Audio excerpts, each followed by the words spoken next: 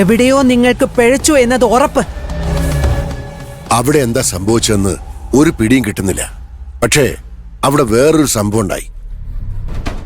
അതിനെത്രത്തോളം വാസ്തവമുണ്ടെന്ന് അറിയില്ല. പക്ഷേ തൃക്കണ്ണൂർ അമ്പലത്തിൽ പൂവിക്കാൻ വന്നൊരു പെൺകുട്ടി പറഞ്ഞത് പൊങ്കാല പായസത്തിൽ ഉണ്ടായിരുന്ന വിഷം മുഴുവൻ തൃക്കണ്ണൂർ ഭദ്രകാളി അങ്ങ് എടുത്തുന്നാ. എനിക്കൊന്നും മനസ്സിലാവുന്നില്ല. പൊങ്കാലയിൽ ഉണ്ടായിരുന്ന വിഷം ഭഗവതി അങ്ങ് എടുത്തെന്നോ? അതെ മുത്തശ്ശി, ദേവിക്ക് നേദിക്കാൻ വെച്ചിരുന്ന പൊങ്കാല മുഴുവൻ നല്ല കറുത്ത കളറായി മാറിയിരുന്നു. ഛേ, വെറുതെ മണ്ടത്തരങ്ങൾ വിളമ്പല്ലേ അമ്മാവനും മരുമോനും ചേർന്ന്. ഇതൊക്കെ വിശ്വസിക്കാനും വേണ്ടി വിഡ്ഢിയല്ല ഞാൻ. നിങ്ങൾക്കെന്തോ അബദ്ധം പറ്റിയിട്ടുണ്ടെന്ന കാര്യത്തിൽ ഒരു സംശയവും വേണ്ട. അത് മറയ്ക്കാൻ കഥകളും മെനയേണ്ട. മുത്തശ്ശി, ഞങ്ങൾ പറയുന്ന സത്യമാ. മിണ്ടിപ്പോവരുത്. ഇനി എന്റെ കൺമുമ്പിൽ കണ്ടുപോരുത് രണ്ടെണ്ണവും. എന്റെ മനസ്സ് ഞാനൊന്ന് ശാന്തമാക്കട്ടെ. പോവിടുന്ന്. ഞാൻ പറയുന്നൊന്ന് കേക്ക് മുത്തശ്ശി. ഒന്നും കേൾക്കണ്ടെന്ന് പറഞ്ഞില്ലേ? പോകാൻ.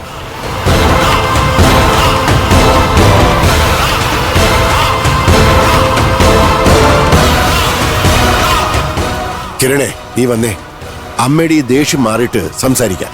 വാ.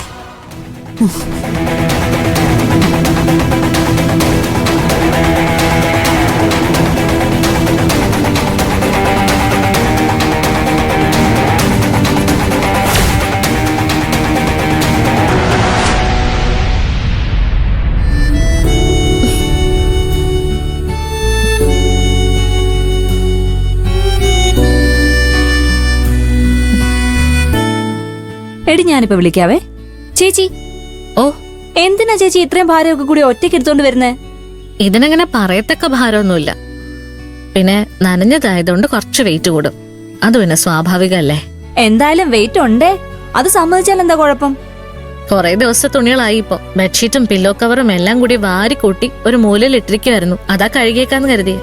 ചേച്ചിയാണോ ഇവിടെ എല്ലാവരുടെയും ഡ്രസ്സ് കഴുകി കൊടുക്കുന്നത്? ഞാനൊന്നുമല്ല. കഴുകാൻ ഇവിടെ വാഷിംഗ് മെഷീൻ ഉണ്ടല്ലോ. ഓ. പിന്നെ ഞാൻ തുണികളെടുത്ത് വാഷിംഗ് മെഷീനിൽ ഇട്ട് കൊടുക്കും. ഡിറ്റർജന്റും ചേർക്കും. സ്വന്തം പണി കഴിഞ്ഞ് വാഷിംഗ് മെഷീൻ കീന്ന് വിളിക്കുമ്പോ ഞാൻ ചെന്ന് ആ തുണിയെല്ലാം എടുത്ത് അയയിൽ കൊണ്ടേ വിരിക്കും. അത്രയുള്ളൂ എന്റെ ഡ്യൂട്ടി. എല്ലാ വീട്ടിലും തുണി കഴുകുന്ന പ്രോസസ് ഇങ്ങനൊക്കെ തന്നെയാ. പക്ഷേ അതിന്റെ പേരിൽ മിക്കവാറും അടി നടക്കാറുണ്ട്. ഇതിന്റെ പേരിലൊക്കെ എന്ത് വഴക്കുണ്ടാക്കാനാ? എനിക്കിഷ്ടാ ജോലി ചെയ്യാൻ. എന്തായാലും ചേച്ചി ഒറ്റയ്ക്ക് തുണി എടുത്തോണ്ട് പോണ്ട, ഞാനിവിടെ പിടിക്കാം. ഞാൻ വന്ന സമയം മുതൽ ശ്രദ്ധിക്കുക. ഈ വീട്ടിലെ ഏറ്റവും ഇസഡ് കാര്യങ്ങൾ നോക്കുന്നത് ചാരു ചേച്ചിയാ. തുണി കഴുകലായാലും പാത്രം കഴുകലായാലും കുക്കിംഗ് ആയാലും ഇനി പൂജാമുറി വിളക്ക് വയ്ക്കുന്നത് പോലെ ചേച്ചിയാ. അതിന്റെ കൂടെ വേറൊരു കാര്യം കൂടി ഞാൻ ശ്രദ്ധിച്ചു. ഇവിടുത്തെ മൂത്ത മരുമകളുണ്ടല്ലോ, ശ്രേയ ചേച്ചി. ആ ചേച്ചി കുനിഞ്ഞൊരു കുപ്പി എടുക്കുന്നത് പോലെ ഞാനിതുവരെ കണ്ടിട്ടില്ല. ശ്രേയയുടെ ജോലി എന്താന്ന് അറിയോ അഞ്ജനയ്ക്ക്? PWDയിലെ ചീഫ് എഞ്ചിനീയറാ. അവിടെ നല്ല തിരക്കാ ശ്രേയക്ക്. ഓഫീസിലെത്തിക്കഴിഞ്ഞാൽ ഒരു 100 കാര്യങ്ങൾ കാണും. നമ്മൾ വീട്ടിലിരുന്ന് പണിയെടുക്കുന്നതിനേക്കാള് റിസ്ക് അത്. നല്ല ബുദ്ധി പ്രയോഗിക്കേണ്ട കാര്യമാണേ. ആ ജോലിയൊക്കെ കഴിഞ്ഞ് ക്ഷീണിച്ചു വരുന്ന ശ്രേയോട് ഇവിടുത്തെ അടുക്കളപ്പണി കൂടി ചെയ്യാൻ പറയുന്നത് കഷ്ടമല്ലേ അഞ്ജനെ?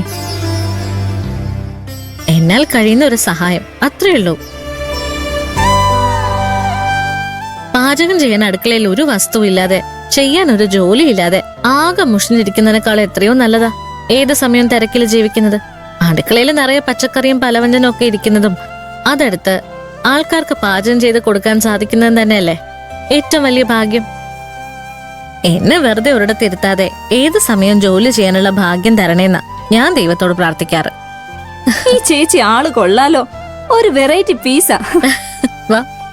ഇതിന് നല്ല വെയിറ്റ് ഉണ്ടല്ലോ ചേച്ചി. സാരിക്കൊക്കെ ഇത്രയും നീളവും വേണം തീരുമാനിച്ചവനെ ആദ്യം തല്ലണം. ശരിക്കും ഇതിന്റെ പാതി നീളത്തിന്റെ ആവശ്യമുള്ളൂ.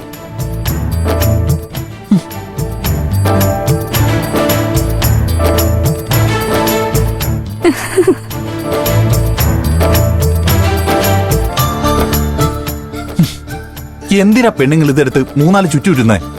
ഒറ്റ ചുറ്റിന്റെ ആവശ്യമല്ലേ ഉള്ളൂ. ഇതിന്റെ പാതി മുറിച്ച് ഏതെങ്കിലും പാവങ്ങൾക്ക് കൊടുക്കണം.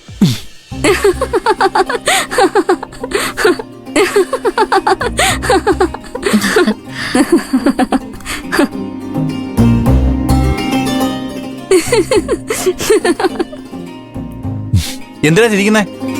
ചിരിക്കാൻ വേണ്ടി ഇവിടെ ഒന്നും സംഭവിച്ചിട്ടില്ല. അഞ്ജന ചിരിച്ച വേറൊന്നും കൊണ്ടല്ല അരവിന്ദേട്ടാ. ആണുങ്ങള് സാരിയൊന്നും കഴുകി വിരിക്കുന്നത് അഞ്ജന ഇതുവരെ കണ്ടിട്ടില്ല. ആണുങ്ങൾ പെണ്ണുങ്ങളുടെ തുണി കഴുകിയാലേ തുണിയിൽ അഴുക്ക് പോവില്ലേ?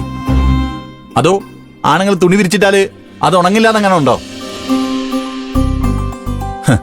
നിന്റെ ഭർത്താവ് ജോലിക്ക് പോകുന്നുണ്ട്, നീ അവന്റെ ഡ്രസ്സ് കഴുകി വിരിക്കുന്നു. എന്റെ ഭാര്യ ജോലിക്ക് പോകുന്നുണ്ട്, ഞാൻ മേഡത്തിന് തുണി അലക്കി കൊടുക്കുന്നു. അതിനിങ്ങനെ കക്കക്കാന്നും പറഞ്ഞ് ചിരിക്കേണ്ട കാര്യമൊന്നുമില്ല. ഞാനതിന് ചിരിച്ചില്ലല്ലോ അരവിന്ദേട്ടാ. ചിരിച്ചത് അഞ്ജനയല്ലേ? അല്ല കൊച്ചെന്തിനാ ചിരിച്ചേ? സത്യം പറയണോ കള്ളം പറയണോ? മനസ്സിൽ തോന്നി എന്താന്ന് വെച്ചാ അതങ്ങ് പറഞ്ഞാ മതി, അല്ലാതെ കള്ളമൊന്നും പറയണ്ട. സത്യം പറഞ്ഞ ചേട്ടനെ എനിക്ക് വല്ലാണ്ടങ്ങ് ഇഷ്ടപ്പെട്ടു. ഏ?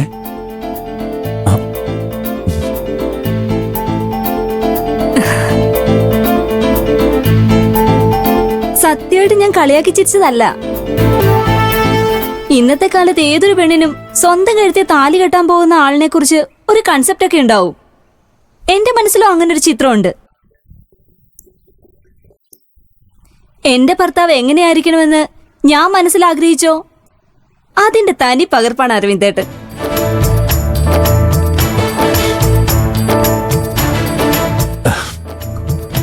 ഒരു ഭർത്താവിൽ നിന്ന് ഞാൻ ആഗ്രഹിക്കുന്ന എല്ലാ ക്വാളിറ്റീസും അരവിന്ദേട്ടനുണ്ട്.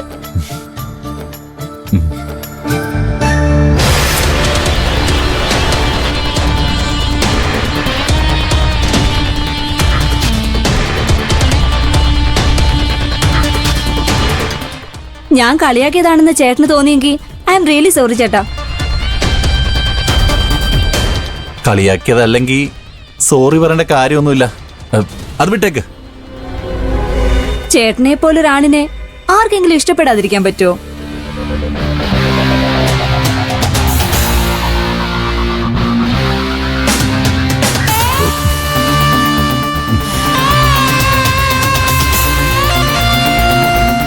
ഭാര്യയ്ക്ക് എല്ലാ റെസ്പെക്റ്റും കൊടുത്ത് മാഡം എന്ന് വിളിക്കുന്നു.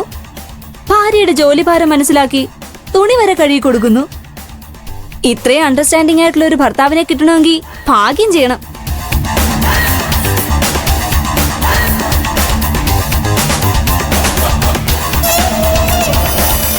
ഞാൻ ആത്മാർത്ഥമായിട്ട് തന്നെ അരവിന്ദേട്ടാ പറഞ്ഞത്. Really you are great.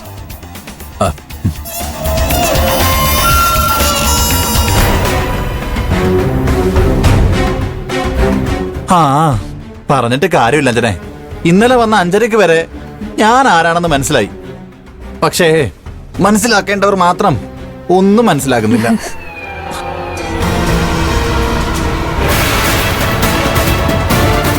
മനസ്സിലാക്കേണ്ടവര് മനസ്സിലാക്കുന്നില്ല എന്ന് സങ്കടം പറഞ്ഞിട്ട് കാര്യമില്ല അരവിന്ദേട്ടാ. മനസ്സിലാക്കിച്ചു കൊടുക്കണം. അതാണ് അരവിന്ദേട്ടന്റെ മിടുക്ക്, അല്ലേ അഞ്ജനെ?